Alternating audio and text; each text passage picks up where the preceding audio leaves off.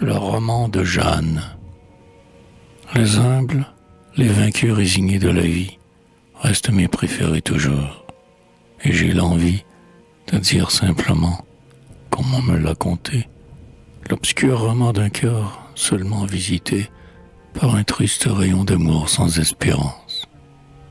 Tel un pauvre captif, enfermé dès l'enfance, voit une lueur pâle éclairer tous les soirs, faiblement sa fenêtre, étroite au barreau noir, et, séparée du ciel qu'un mur épais lui voile, de tout le firmament ne connaît qu'une étoile. Elle s'appelait Jeanne, elle avait 18 ans.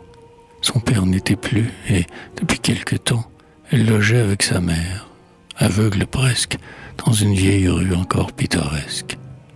Tout au bout du pays latin, dans le quartier de l'étudiant pauvre et du petit rentier, entre le Panthéon et le jardin des plantes, là, les heures du jour passent, calmes et lentes. C'est la province, avec son charme habituel, mais avec un accent plus intellectuel. Là, souvent, le flâneur à la main porte un livre. C'est le dernier endroit où le rêveur peut vivre, dans ce Paris tout neuf qui tourne au Chicago. Quel silence, le pas éveille encore l'écho. Je sais par là des coins pleins de mélancolie, où persiste l'ancien réverbère à poulie. Et dans une ruelle où j'ai souvent erré, par une porte, on voit un jardin du curé, au fond duquel se dresse, entouré de feuillages, Napoléon Ier, fait tout en coquillage. Les deux femmes logeaient dans ce quartier perdu, près des toits, et soignaient un jardin suspendu, sur un petit balcon où, le soir, tout près d'elles, passait le souple vol des noires hirondelles. C'était la pauvreté décente, et enfin, c'est qu'il faut strictement pour n'avoir froid ni faim, mais dans les 3 logis des dames du 5e, on sentait la chaleur des foyers où l'on s'aime. Les meubles, tous passés de mode et bien fanés, rappelaient les splendeurs de temps plus fortunés.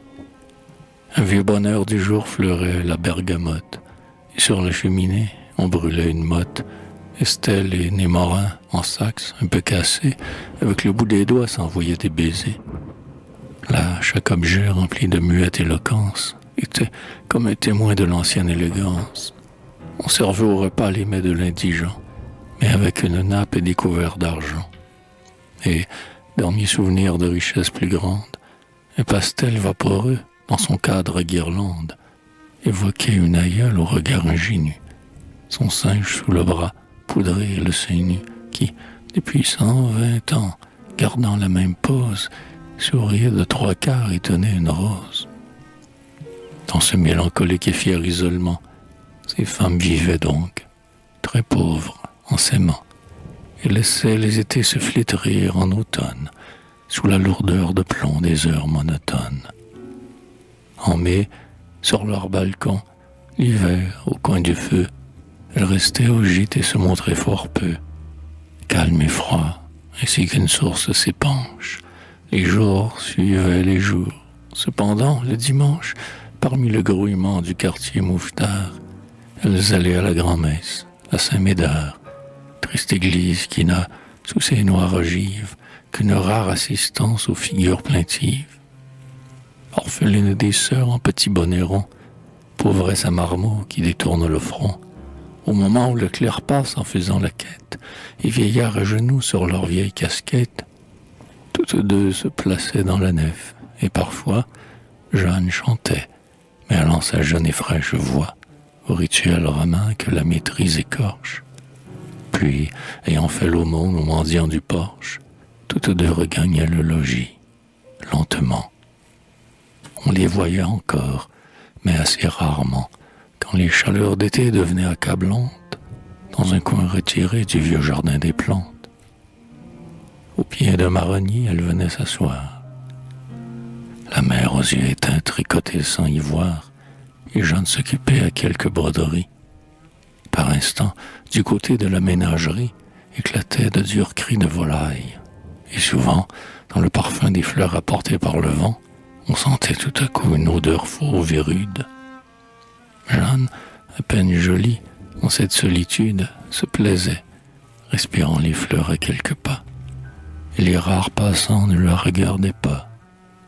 C'étaient de pauvres gens, des résignés comme elle, une mère portant son fils à la mamelle, deux soldats côte à côte, hypnotisés d'ennui, ou bien par le soleil et l'espace ébloui, et roulant dans ses yeux la tristesse et la crainte, l'ouvrier sans travail, mâchant sa pipe éteinte.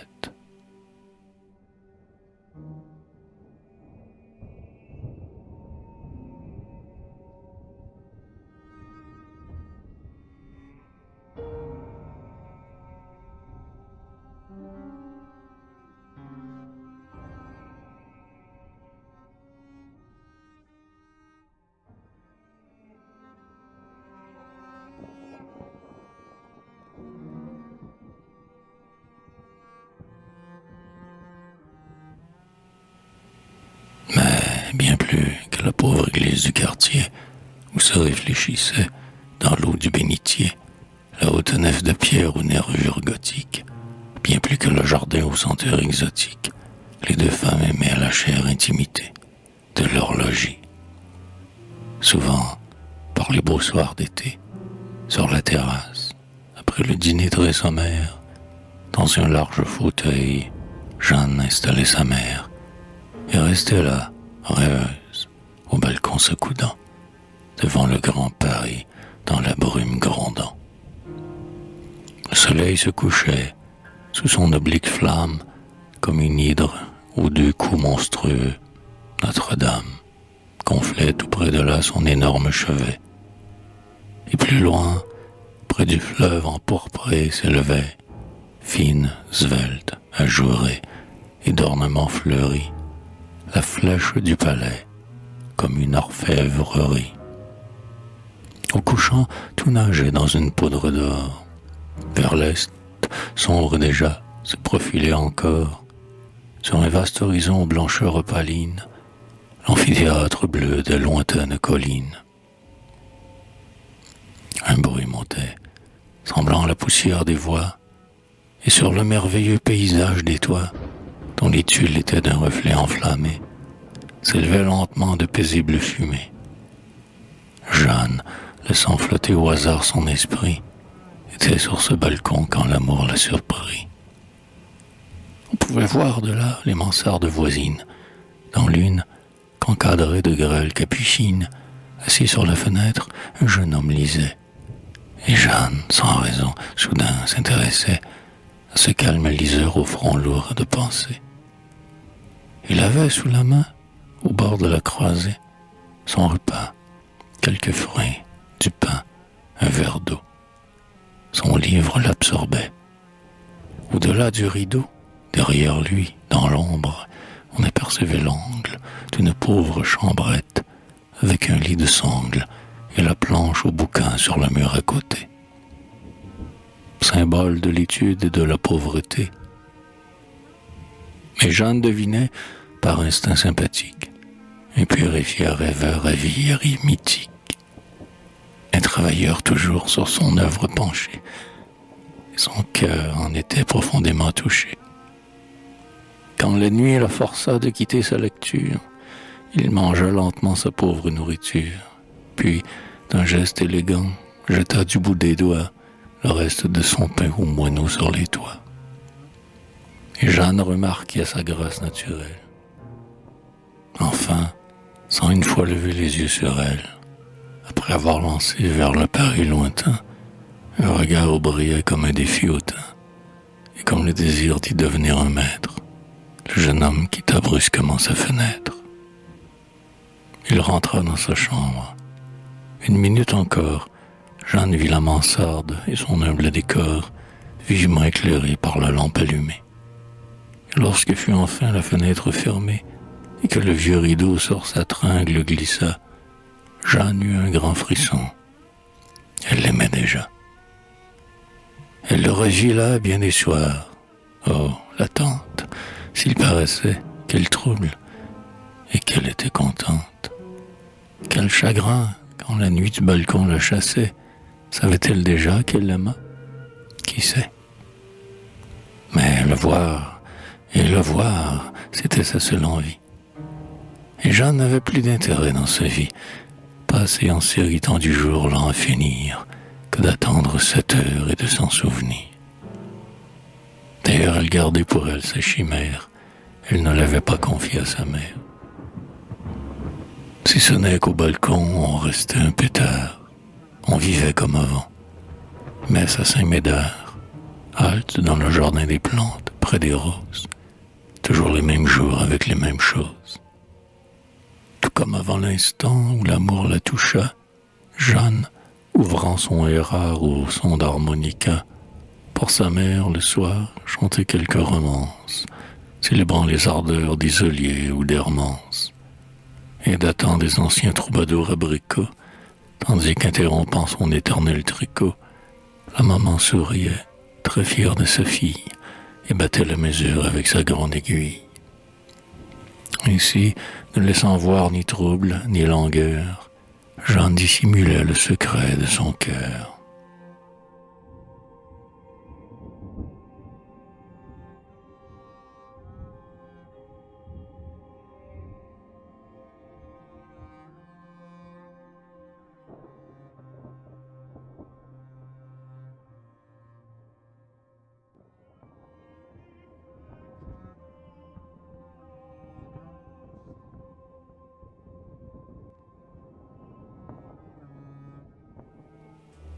Une vieille venait pour faire le ménage, qui savait le secret de tout le voisinage.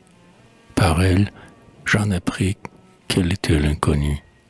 Dans l'immense Paris, depuis 2 ans venu, il recevait un peu d'argent de sa province. Rarement, mais très pauvre, il avait l'air d'un prince. Il vivait à l'écart, seul et mystérieux.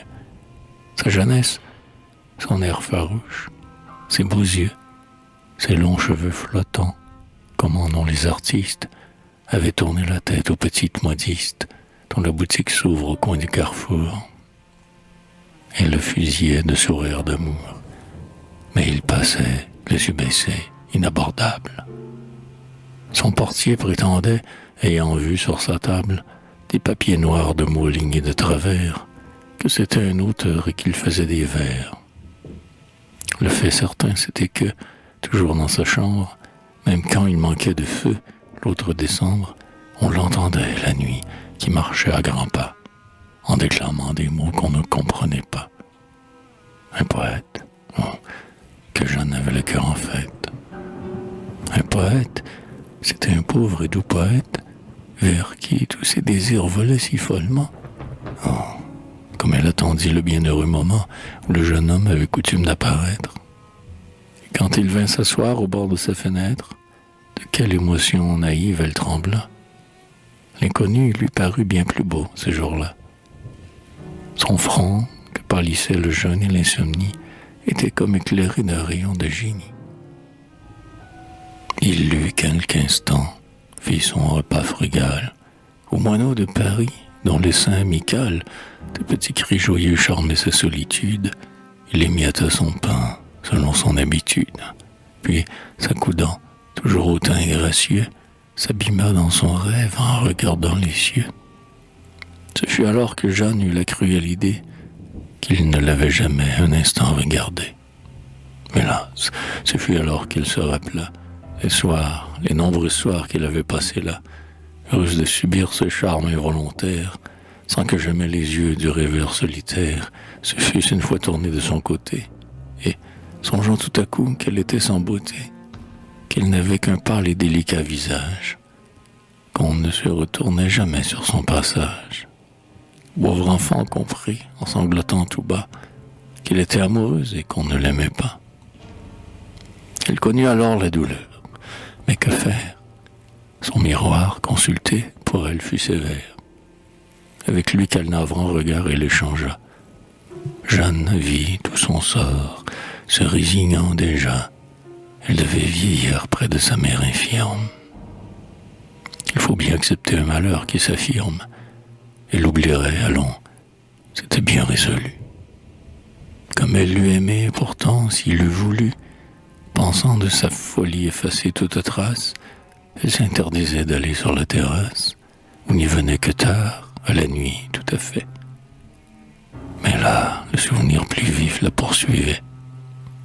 S'appuyant au balcon, triste, un doigt sur la tempe, elle voyait briller devant elle la lampe du poète au travail, dans sa chambre enfermée. Ah, s'il avait voulu, comme elle l'eût aimé. Alors, elle sentait plus fort son infortune, et ses doux yeux en pleurs brillaient au clair de lune.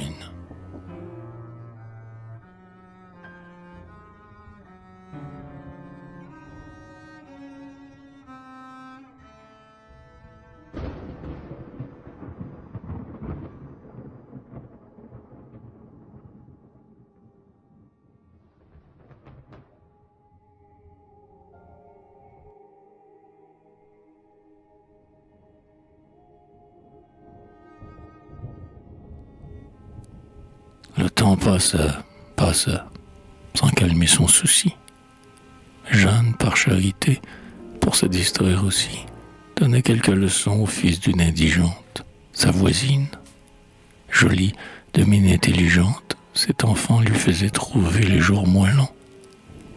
Elle aimait à jouer avec ses cheveux blonds, tandis qu'elle récitait catéchisme ou grammaire, et quand Jeanne sortait pour que sa vieille mère prît un peu d'exercice, on amenait l'enfant.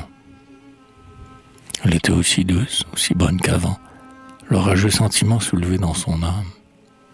Un matin, elle sut, par cette bonne femme, qu'elle ne voulait plus pourtant interroger, que le jeune voisin allait déménager, et changer tout à fait de manière de vivre, qu'il devenait fameux, qu'il avait fait un livre, et que l'on imprimait son nom dans les journaux.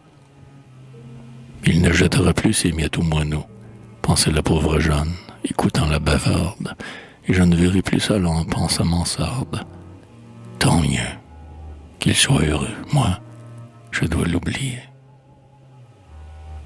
2 jours après, avec leur petit écolier, par une après-midi de juin des plus brûlantes, Jeanne et sa mère étaient dans le jardin des plantes, à l'ombre de leur grand marronnier favori. Heureux d'être dehors, le gamin de Paris fouettait joyeusement près d'elle ses toupies. L'aveugle, par la chaude atmosphère assoupie, avait abandonné son tricot un moment, et Jeanne, à son côté, brodait nerveusement. Elle s'interrompit soudain. La jeune fille venait contre son dé de casser une aiguille et cherchait vainement près d'elle son étui. Quand, dans l'allée, un homme apparut, c'était lui. Elle le vit de loin, c'était lui, le poète.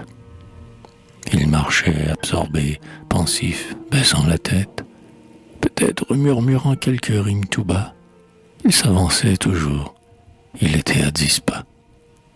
Jeanne eut le cœur étreint d'une émotion telle qu'elle crut défaillir.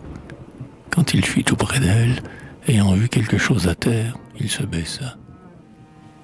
C'était l'étui perdu. Le passant ramassa l'objet, du regard cherchant à qui le rendre, perçut Jeanne et fit un pas pour le lui tendre. Alors la pauvre fille eut un immense espoir. Il allait lui parler, la connaître, la voir, la deviner, l'aimer peut-être. Oh, bonne chance. Mais le petit garçon, par gentille obligeance, courut vers le jeune homme en lui tendant la main.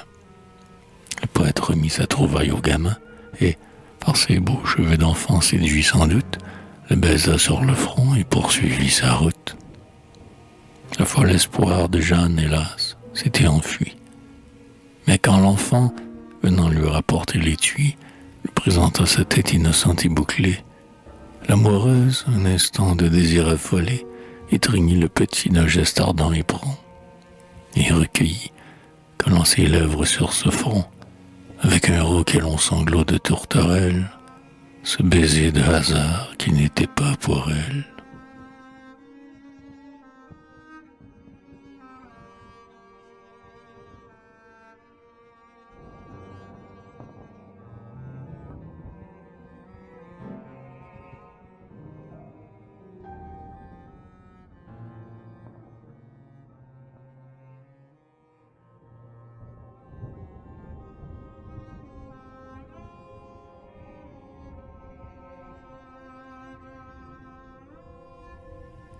Le jeune homme a quitté sa chambre sous les toits. Puis ont passé les jours, les semaines, les mois. Et celle que ses vieux pour jamais charmer ne sait plus rien de lui que par la renommée.